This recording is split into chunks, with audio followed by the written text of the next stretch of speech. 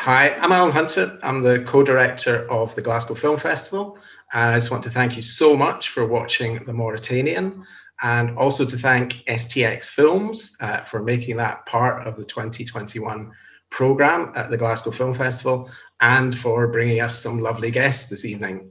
We're very excited now to be joined by director Kevin Macdonald and actors Tahar Rahim and Jodie Foster. Welcome, welcome one, welcome all to the Glasgow Film Festival online. Kevin, I should start with you. Hometown screening of your film, so that's good. And anyone else that cares to join us digitally. This is a project that seems to have been bubbling along really ever since Guantanamo Diary was out as a book in 2015. There's been changes in title and things like that. So I was just wondering what needed to be right for you. What element had to be right for you to make it a viable film for you to make? Well, it was a really complicated process getting the script right.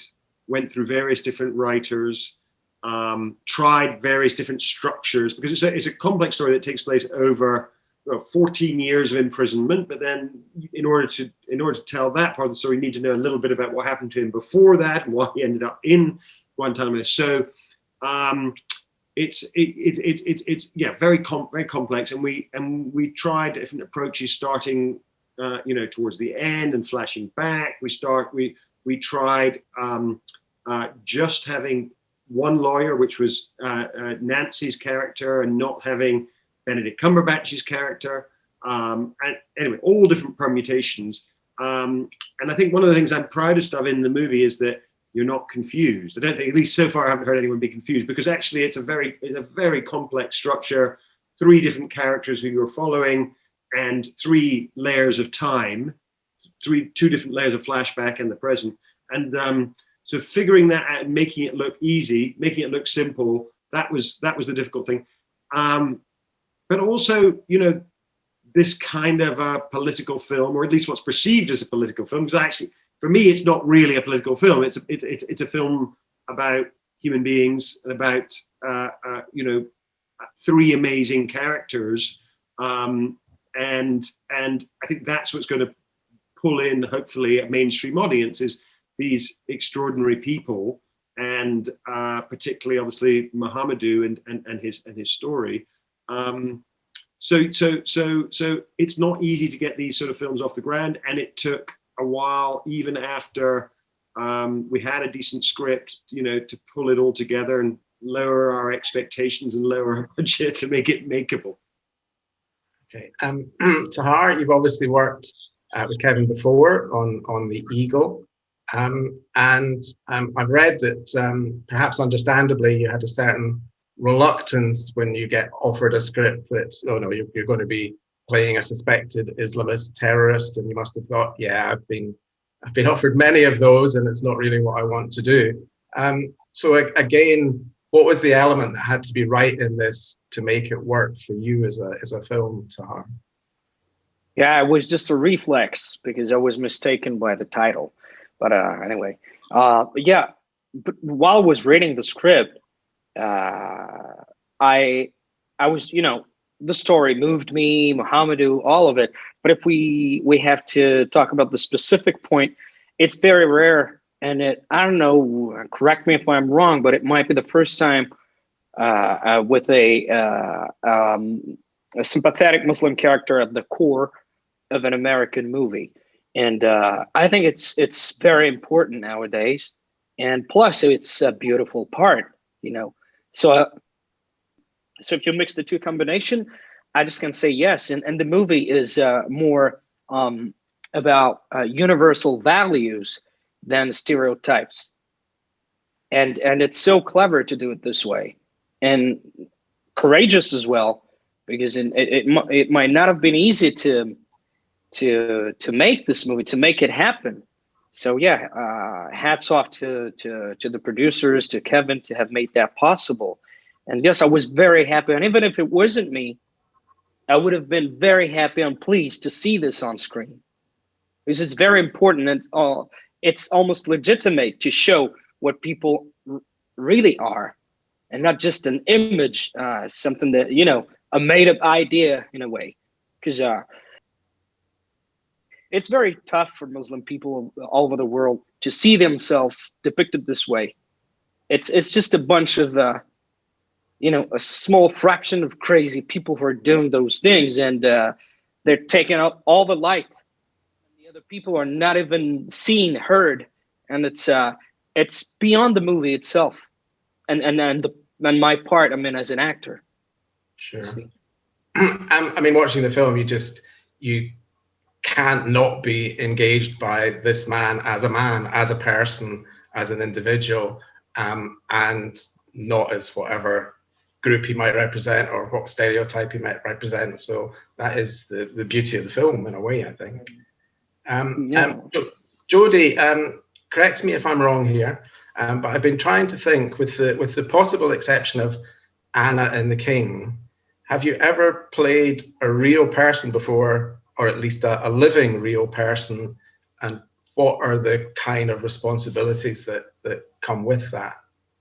No, this is it. Yeah, this is the only live real character I've ever played. And I think it's because I just am not a huge fan of biopics. I don't like the structure of biopics. It just seems like they always, start with somebody being born, then they meet a bunch of famous people and do a few things you've heard of, and then they die. And short film. Yeah.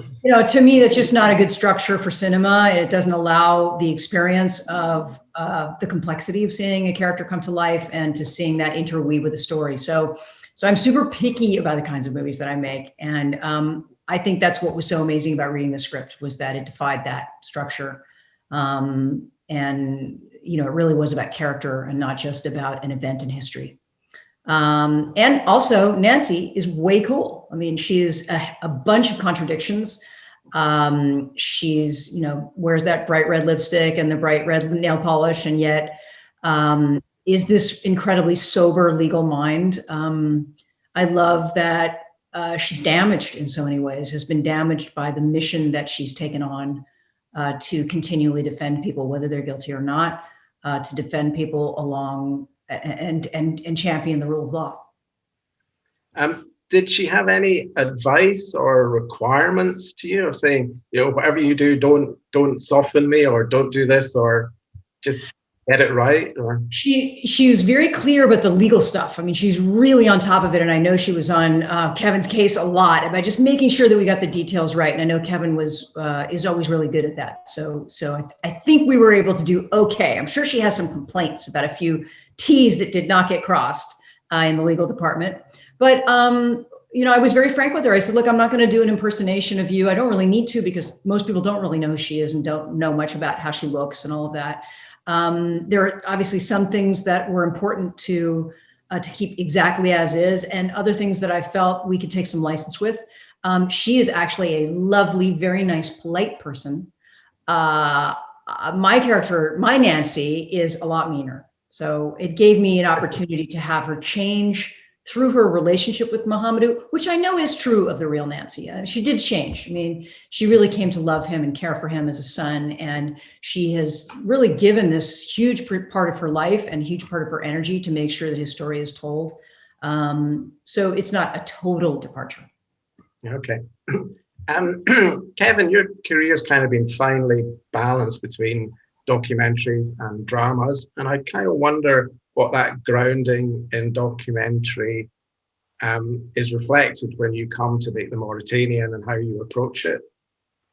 Well, funnily enough, the first thing I did when I was thinking about taking this on was to speak to the real Mohamedou, and it was him that made me want to do it. Meeting this guy on Skype like we are now, and being so surprised about how wonderful he was, and how fascinating and intelligent he is in his analysis of what went on and during the war on terror and what occurred to him. But the next thing I did actually was I did an interview with Nancy on camera, and I was going to go to Mauritania actually to do an interview with Mohamedou, because I had this idea that I'd get them to tell the story. And then at the end of the movie, I was going to have a little mini documentary where you see the real people and they tell you little bits. But actually, in the end, there wasn't actually enough development money to do the trip to Mauritania. Didn't so I've got this interview with Nancy, which I'm not sure. I'm not sure if Jodie even ever saw it. Actually, I don't think I've ever seen it. No, I don't think I should, because you met the real thing, so you didn't need it. But so I guess my point is that my starting point is always a documentary. You know, what was this really like? What did they really, what did they really say to each other? And then actually the effort is in moving away from that and trying to forget the nuance and the detail often, to sort of move back into a bigger picture. So for instance, with Nancy's character that Jodie was just talking about, I think that, this journey which Jodie so beautifully depicts, which is from somebody who is kind of protective and doesn't want to get too close to her client because she's represented so many guilty people over her career. She's been disappointed so many times. It's not about that. It's about, the principle. It's not about the person. And then she gradually sort of falls for him on a human level and grows to love him. That is actually what happened, but it happened over 5 years, and in a much more new, we have 5 scenes in which that happens. So that you have to, moving from documentary to drama, you have to say, okay, so I have to let go of that little fact of what happened after they'd known each other for 3 years, and I have to go, into more broad brush terms. Tahar, what did you feel that you needed to do to be true to Mohamedou? Because am I right in thinking that the shackles that you wear are real shackles, and that you wanted the temperature in his cell to be what he would have experienced? I mean, how important was all of that to you? It was very important to feel what it is to, as a human being, to be in a situation of extreme abuse, to understand what it is, so I could give authentic reactions and emotions to my director, the audience, and I mean, it's the only way I found to make it happen. I was saying, when you have to learn driving a fast car, riding a horse or something, you can practice. You learn, you practice, and then you do it on set. This time I needed to do it on set because you can't practice this. Anyway, it's kind of the same thing in a way. But the more you try it, the more you want to go further, which is a bit strange because you feel like you're touching a sort of truth. And that's what I'm looking for when I'm trying to, when I'm acting. And I got very lucky to have Kevin with me, because he knows exactly what's an authentic feeling, and I felt secure. I knew he would help me to go to the right direction, and to always be, in a way, truthful and not trying to sell something or fake something. And how easy is it to let that go at the end of a day's shooting, or were you doing things to not go back to a nice hotel and have a bath and have a glass of wine and all that kind of stuff? I mean, I was trying and fighting to just the opposite, to not let go. Sometimes when you relax, that's the way I am. If I relax too much, I relax too much. And then to get back to my character, it's like climbing a mountain. So I didn't want to let it go. It was so hard to grab him. It took me months before the shooting to be able to understand Mohamedou, to be self-confident enough to know what direction it was taken. So I didn't want to relax, and I couldn't. We were, working a lot, and when I would be back in my hotel room, I had to work for the next day. So I did, it was better this way. yeah. But the strange thing is that it took me a lot of time to get out of Mohamedou while the shooting was, when we wrapped. It was very hard. Yeah. You got to remember also that Tahar obviously is acting primarily in English, which is obviously not his first language, but he's also having to act in Hassani, which is the language, the Arabic dialect of Mauritania, and in classical Arabic, which he doesn't speak. And so he's having to learn every night lines, those long interrogation scenes where he's speaking in classical Arabic.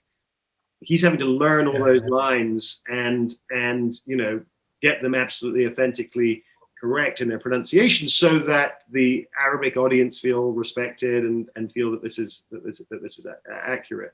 So he had a lot of work, as well as the kind of psychological mountain to climb every day. Yeah.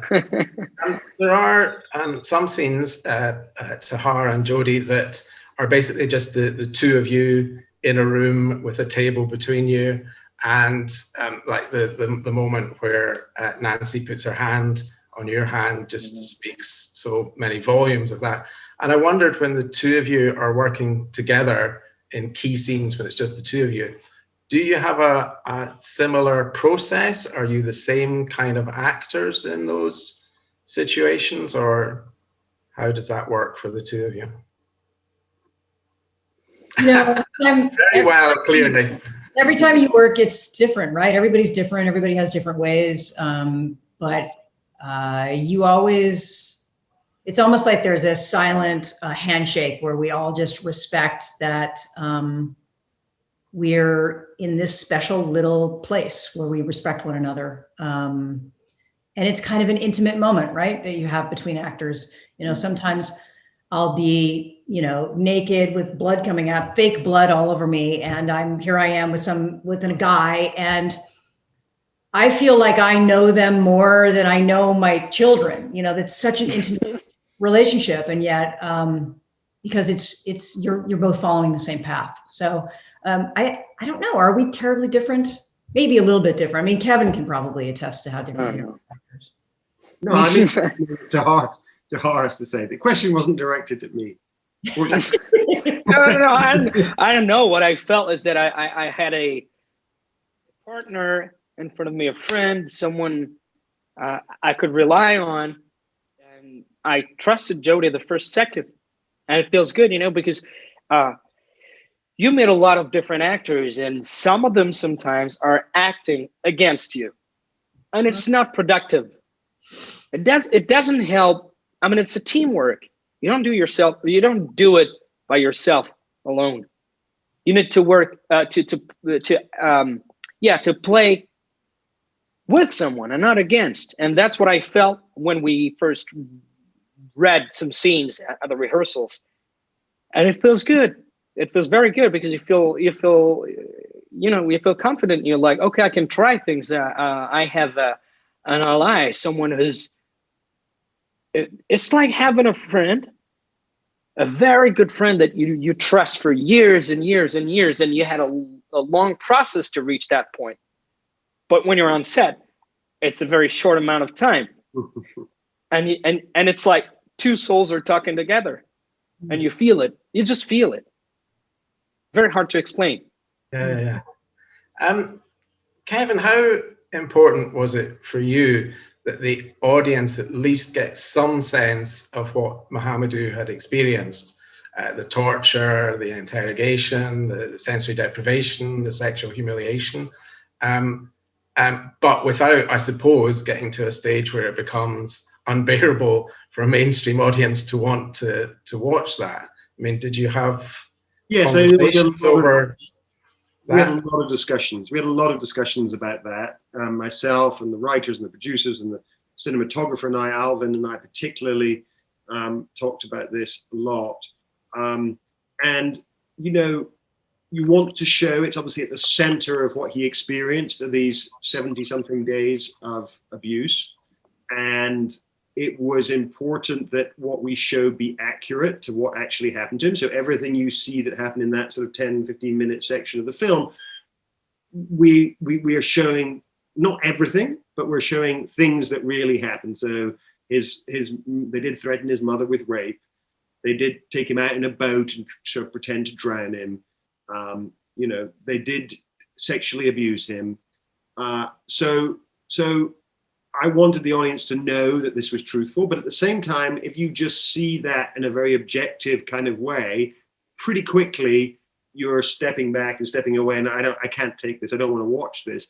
Now, obviously, people have different thresholds for this, so I can recognize that some people might find what is in the movie even difficult now, but the idea was that we are going to not see this objectively. We're going to see what happens from as subjectively as possible, from inside his experience, inside Mohamedou's head. And that's why we go into this sort of, surreal stylization. We flash back to early in his life. Certain things that we've seen earlier in the film come back and kind of make sense finally in this sequence. So it's somebody described it to me as a fever dream, and I think it is a bit of a fever dream.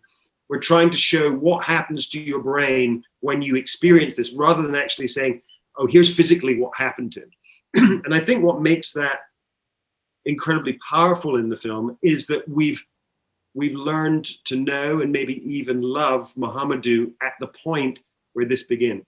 And that makes it entirely different, I think, than any other film that's been done about this subject, where torture has been something that happens to somebody we don't really know, and it is from the outside. This is from the perspective of somebody who we've learned to care about, and I think that I hope that is the thing that allows audiences to sit and experience what he experiences.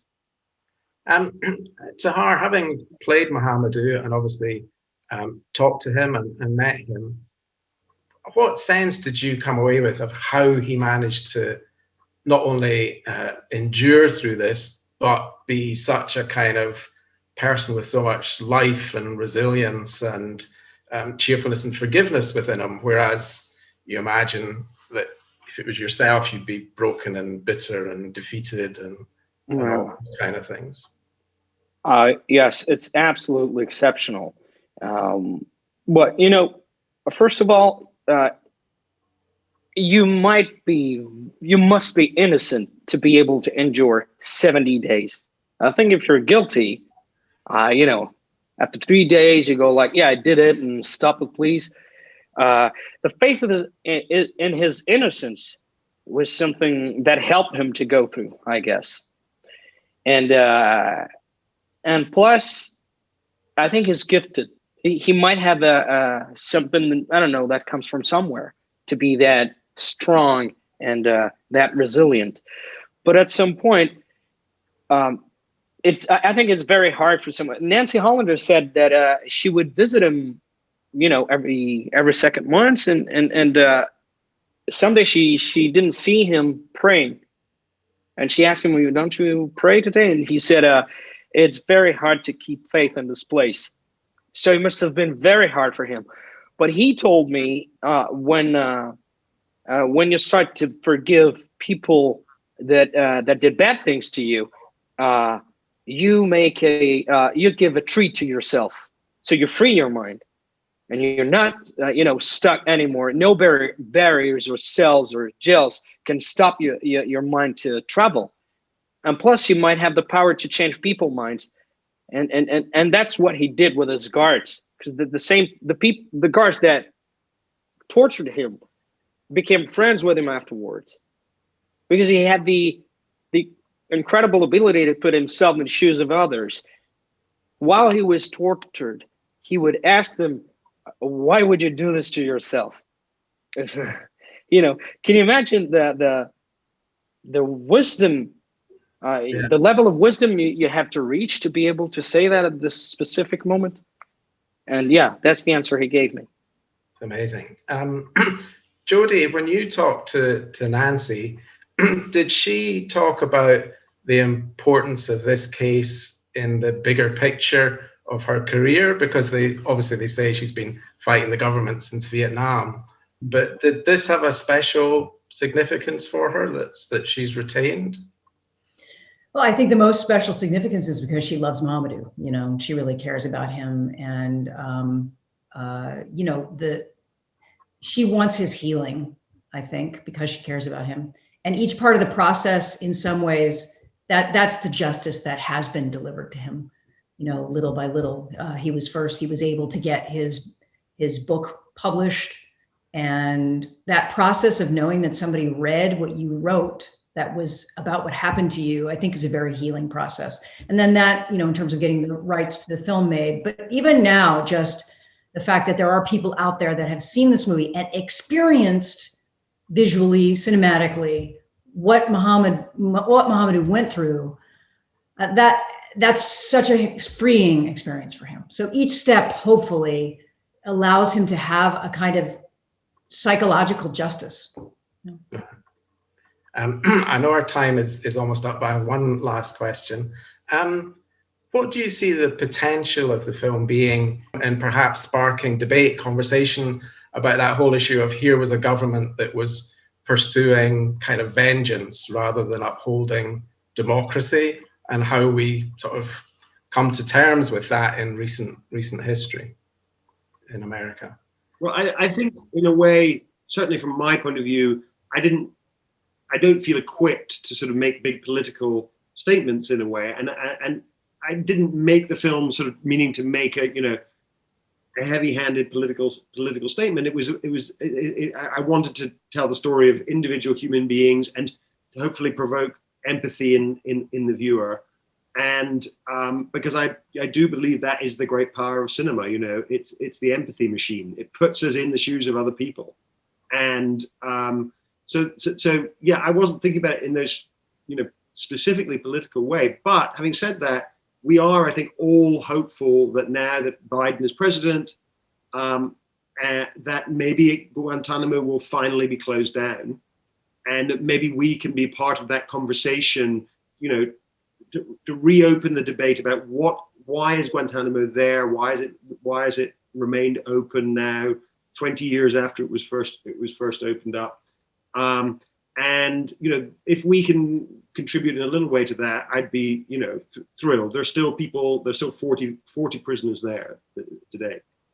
Yeah, that would be great. I mean, it has been almost 20 years since 9/11, and so for us, for Americans, I think that it's been difficult up until now to really look back with any kind of objectivity, to be ready for a movie like this. And I think we are finally ready to have some type of truth and reconciliation where we can look back on history and the accountability for the things that we did do, and be able to say, what could we have done better? I mean, and there are examples of that in our history, whether it's Jim Crow South or, the Trail of Tears or Japanese internment camps. We have to be able to look back and evaluate where we went wrong.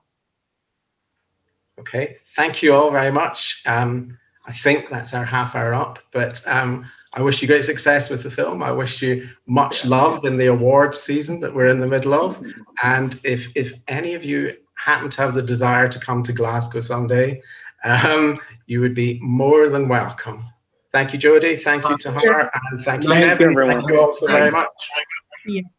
Bye, everyone.